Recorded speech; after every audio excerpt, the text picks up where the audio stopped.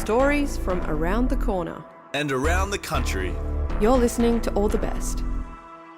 Proudly supported by the Art Gallery of New South Wales. You're listening to All the Best from FBI Radio 94.5. I'm Gabriella Accaria. This week we explore all things fashion, from maintaining traditional handcrafting techniques to dressing up in the metaverse to the evils of the fast fashion industry. But before we get into this week's stories, I want to acknowledge that I'm recording from stolen and Gadigal land and pay my respect to Gadigal elders past and present, and also recognise that the area where FBI Radio is situated, Redfern, has long been a place of storytelling, strength, resistance and resilience for First Nations communities. The stories in this week's episode make me want to head to my wardrobe. When I do, I pluck out a well-fitting 80s does 60s mod tan leather vest. I bought the piece in 2020 from Bellbird Vintage on King Street, Newtown. It goes perfectly with a pair of tan leather pants I have of the same shade. My other favourite pieces are 2000s hand-me-downs from aunties and family friends that were a lot cooler than me back then. It includes one shoulder strap halters, low-rise jeans and baby tees. When I was 12, I wanted to be a fashion designer. Now, at age 22, I'm anything but, though I do love fashion and I try to be very deliberate about my consumer choices. Although slow fashion and pre-loved items are an all-time popular here, with 240 million second-hand items sold annually, Australians still buy more clothes than any other country, which is an average of 56 clothing items per year. It really does make you think, what do our clothing choices say about us, and how do we contribute to this waste cycle? This first story presents a sustainable alternative to the fast fashion crisis, digital fashion. Although you're not able to touch and feel your clothing, your best outfit could exist in the metaverse by buying, owning the pieces and, get ready for this, having them edited onto your body. We all know what a fashion show sounds like. Heels clicking, cameras flashing, whispering amongst the crowds. But what if the next fashion show you went to sounded like this? Right now, I'm at a fashion show in the metaverse with a virtual runway, pixelated models, and clothes from brands like Nike and Gucci that you can buy and own digitally. Sounds a bit sci-fi, right? But according to a new study from Portsmouth University, digital garments might be the next step in making the fashion industry sustainable. But what's a digital garment? It's clothing that only exists virtually. If you're a gamer, you've probably tried digital fashion already with avatar skins. But have you ever hated your outfit in an Instagram photo or on a Zoom? With digital fashion, you can buy a new look and have it edited onto your body. One of the guys was actually saying that his kids were more interested in what they wear in the metaverse, in their gaming world, than they are in real life. That's Meryn Cameron, a digital fashion design lecturer at TAFE South Australia, who tells me that digital fashion is starting to gain traction. People do care a lot about how they are perceived online, and digital fashion can definitely be part of that. And no, this isn't just a tech trend. It's the start of a booming industry.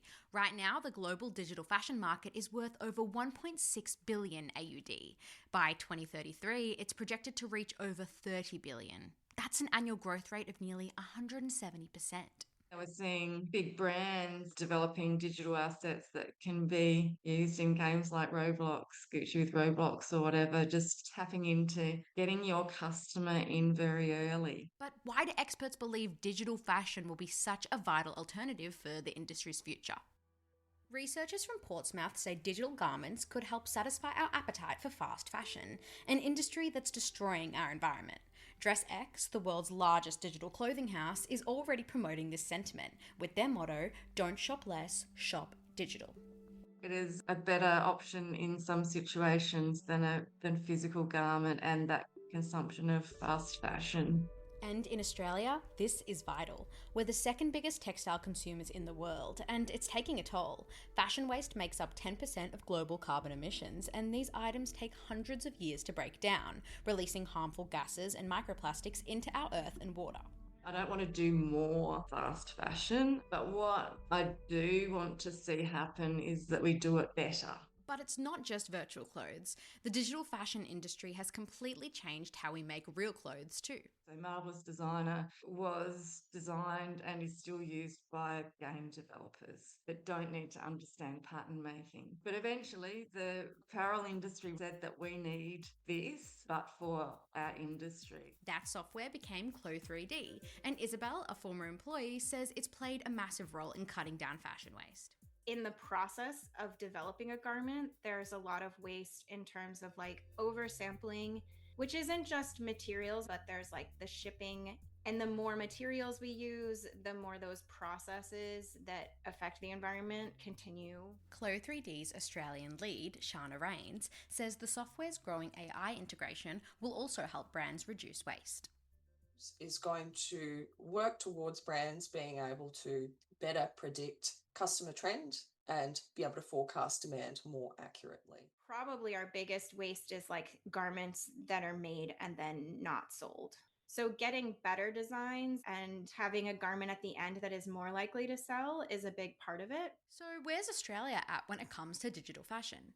Shana says we're quite behind, especially compared to other countries. Particularly in Asia, where it's a lot more future focused. The market is more interested in those types of use cases for 3D, I guess. But here in Australia, we're quite early in adopting 3D into the industry at all, I think. And that tends to be just very process driven. They're transforming their business. And later on, they may want to leverage those 3D assets, say, in other applications like NFTs and that sort of thing. And when it comes to consumers, Shana says most Aussies just aren't there yet. I think the average consumer doesn't value those digital products or doesn't really have an interest in them. If we were to go into a very imagined future where people were able to interact in real life, not by the mediation of a screen, I think it would have a wider uptake, but that's a sci-fi fantasy. Fashion's only getting faster, so maybe that sci-fi future isn't so far off after all. If it meant saving the planet, would you give up your real clothes for digital?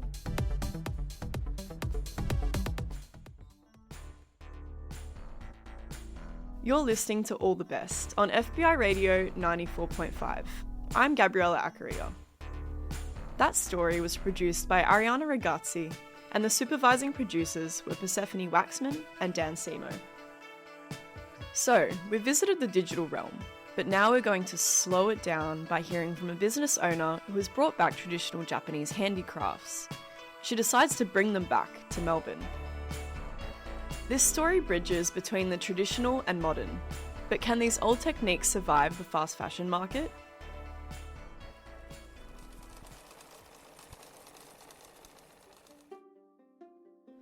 In an era dominated by fast fashion, where people are used to buying ready-made clothes and easily discarding old clothes, Leanne O'Sullivan has always adhered to the traditional art of embroidery and mending. For 20 years, she has been teaching these techniques in Melbourne with her love and persistence for traditional Japanese handicrafts, and has attracted more people to learn and appreciate it. I discovered Japanese textiles, including Sashiko and Boro, when I lived in Japan. I lived in Osaka for 5 years. They're two very different techniques. Sashiko, simple but very effective. It's also traditionally done with indigo and unbleached or white threads. Boro, actually the word boro means rags in Japanese. Where my first piece that I bought in Japan, I didn't know what it was. I just liked it. After returning from studying in Japan, Leanne wanted to spread her knowledge in her hometown of Melbourne. She was one of the first to open a Japanese textile retail store in Melbourne 20 years ago. At that time, she established Kimono House in Melbourne. I was born in Melbourne and raised in Melbourne. Melbourne is an exciting city and very culturally diverse. I wanted to bring my knowledge of Japanese craft to my city. At that time, there were no other businesses, only retailing Japanese textiles in Melbourne City. So I quickly got a large following because I was the only one. However, it is not easy to promote a relatively unpopular skill, but Leanne used her persistence to make this traditional textile industry known and loved by more people. During this period, Leanne also experienced using different promotional methods and changed the address of the studio several times. But she still believes that word of mouth is the most important, and she hopes to attract those who really like these traditional handicrafts to learn. At that time, I attended a Japanese festival. That's how I started my mailing list, and to test to see if people were interested, and they were very interested. So back 20 years ago, I think it was easier because all I had really was a website, but the online store came probably 5 years later. So now, and then I had a very large shop in the Nicholas building, about 110 square metres, and then the year before COVID hit, I downsized, I closed the storefront and just moved into this small studio here. When I first started teaching those crafts in Melbourne, no one had ever heard of them. More younger people are joining my classes now, but those people who are doing workshops are mainly women. Like other slow crafts, Leanne's specialty, Sashiko and Boro, are facing the risk of decline. I don't think it's popular enough. These are old traditional techniques that were done in Japan hundreds of years ago. Then they dropped off for a while. Boro is, to Japanese people, it could be an indication of hardship, and they're a bit embarrassed by that in the past. And young people may have thought sashiko stitching was something their grandmother did or great-grandmother, not them. Leanne believes that the revival of traditional handicrafts is due to the rise of social media, which can make traditional handicrafts popular again. On the other hand, during the pandemic, people always want to find something to do, and handicrafts are a good choice for them. It's visually very appealing. It is the process of that stitch is quite methodical and almost meditative. In recent times, fast fashion is becoming less popular with certain people. They want to focus on sustainable fashion. It's hard to tell what future it has re-emerged. To this day, Leanne is still learning and improving. She goes to Japan every year to take classes and brings back some of her rich experiences to share with others. I'd hope to think that people remember Kimono House for introducing and sharing Japanese culture and textiles in our fantastic city.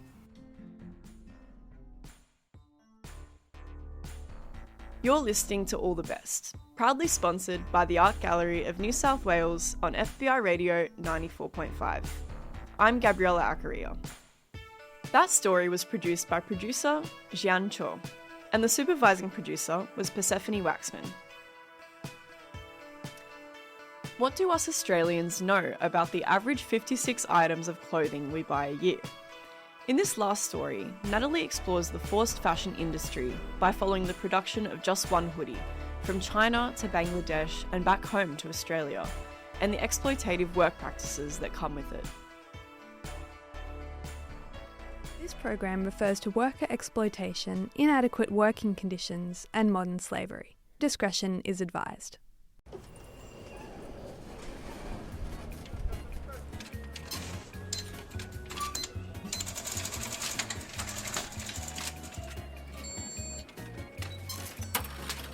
In Australia, we have access to a huge variety of clothes.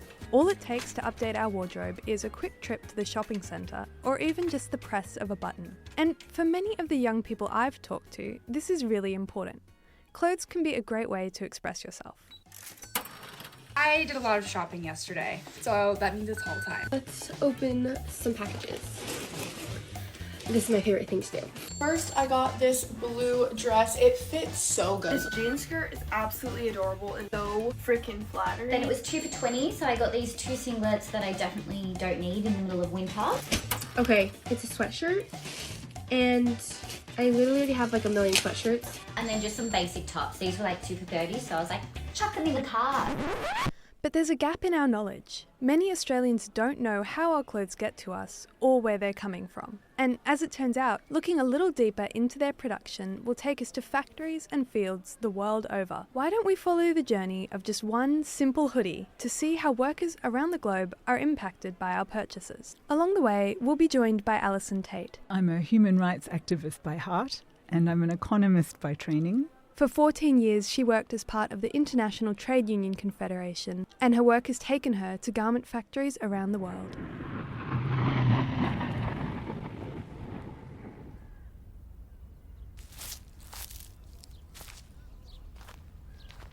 In the Xinjiang region, in China, cotton production is a huge industry.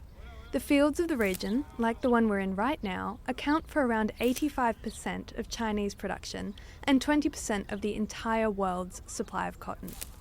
The cotton here is high quality and the fields stretch as far as the eye can see.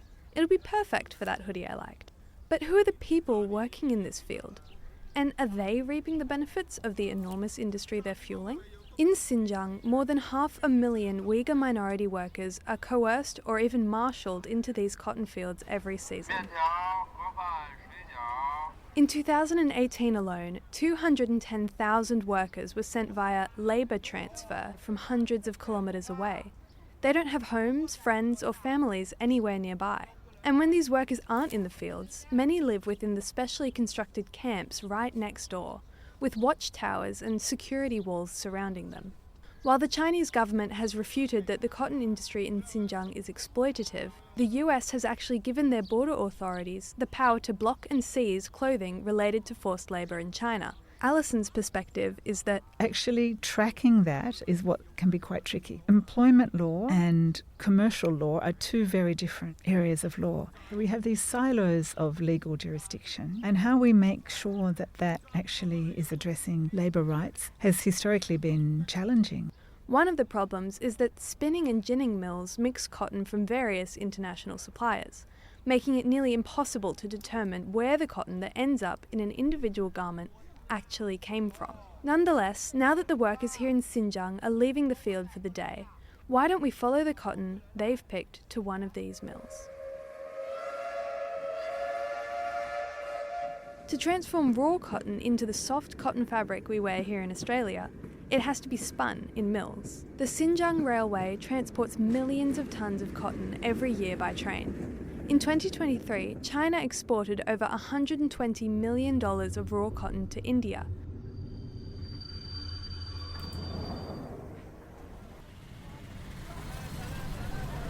In Tamil Nadu, India's southernmost state, there are over 2,000 of these mills. All in all, the state is home to about 250,000 14 to 18-year-old women employed as mill workers. Many are employed under what used to be called the Happy Bride system. They aren't paid at all during their 4-year contract and are instead promised a lump sum, traditionally used as a dowry, once their years of work are complete. For many girls today, this sum doesn't actually go towards a wedding. As part of Alison's travels, what she noticed is that very often young women have the responsibilities on their shoulders of earning an income for their families back at home in their villages. Their younger siblings' access to education depends on their savings, for example. With no family nearby, they have few choices but to live in what's called a hostel. It's simply a term referring to the worker accommodation that's attached to most mills. The women that live there are only allowed out with permission. It's literally like going into a high security prison. Like the gates open and you walk in and then the gates close. And that's what those women are dealing with on a daily basis. If they can't withstand the pressure, poor living conditions and danger associated with working such long hours at their mill for the full 4 years, these women risk forfeiting their pay entirely. But the result of these harsh working conditions is a massive volume of cotton production. In 2018, for example, India exported over 2.6 billion Australian dollars worth of cotton fabric to the world. Let's journey onward to Bangladesh, where factory workers produce thousands of garments from it a day.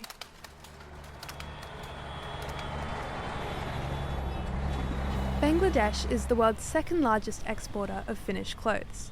We're in Savar, within the Dhaka megacity. Let's go inside one of the factories here to see how my hoodie is actually sewn together.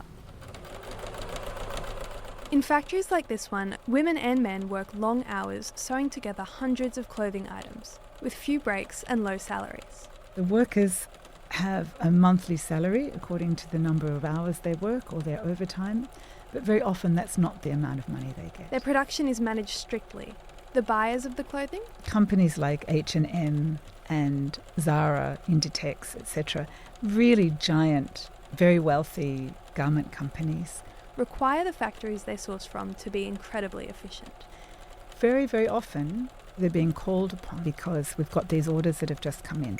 They need to get to the ports or to the aeroplane because this is a special item required for sales next week. Did you hear that?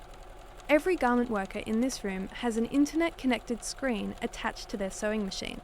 It's always on, and it tracks in real time how many garments each worker sews, and for how long the sewing machine remains idle each day. Many of the workers in this factory, particularly the women, who haven't been given training to use faster, more automated sewing machines, say the NIDLE, which is short for no idle device, creates constant pressure, and that work has begun feeling like they're simmering on a stove. One woman has stopped using the bathroom in order to keep up. Another has stopped eating to keep on target. Her workday typically stretches from 8 a.m. to 8 p.m. What Alison said to me is that those workers are very often looking at that employment opportunity as their only employment opportunity, their only income. The results speak for themselves. Bangladesh is able to produce and export more than $38 billion worth of clothes a year. It's getting late in the afternoon now, but the factories will be up and running in Sabah for many more hours today. Let's follow my hoodie out of the factory gates and back home to Australia.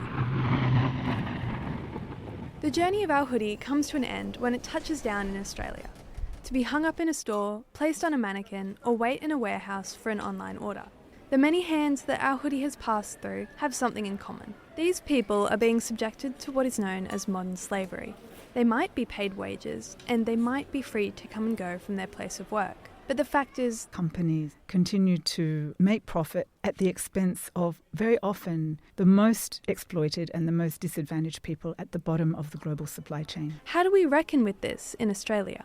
There will be more conscious consumers for sure, and I'm not saying that's not important, it is. But the legal framework under which goods are bought and sold is actually a much more efficient way of looking at modern slavery. The International Labour Organization has a process of complaints mechanisms. Real dialogue has happened where workers have come to the table and employers have come to the table, and indeed government has come to the table to ensure that laws are respected. I really do like this hoodie. But we do need to consider what labour practices our favourite brands are supporting. We can and should keep up to date with the work being done to make the garment industry fairer, safer and more empowering for its workers.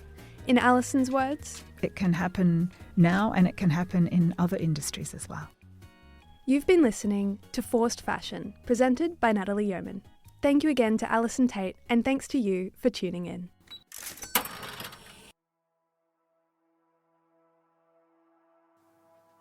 You're listening to All the Best on FBI Radio 94.5. I'm Gabriella Accaria. That story was produced by Natalie Yeoman. And if you want to keep following the narrative threads, then keep listening to All the Best for unique stories from independent audio makers from so-called Sydney and around the country. Definitely catch our live radio broadcast on Sundays at 9:30am on FBI Radio 94.5. We also release a brand new episode every Tuesday at 4pm on allthebestradio.com, Spotify and Apple Podcasts. Follow us now so you never miss an episode. All the Best is made at FBI Radio on Gadigal land, in association with SYN and 3RRR, on Wurundjeri, Woiwurrung and Bunwurrung lands, and 8CCC on Arrente and Mooramungu lands. Kwame Slusher is our production manager. Katerina Fraga Matos is our community and programming coordinator. The All the Best executive producer is Mel Bakewell. Patrick McKenzie writes our newsletter, and a special shout out to all of our amazing volunteers. Shining Bird composed our theme music, and Annie Hamilton designed the artwork. We're heard across Australia on the Community Radio Network, and we're made possible by the Art Gallery of New South Wales and the Community Broadcasting Foundation. You can find our full archive of almost 700 episodes at allthebestradio.com. I'm Gabriella Accaria. Thanks for listening.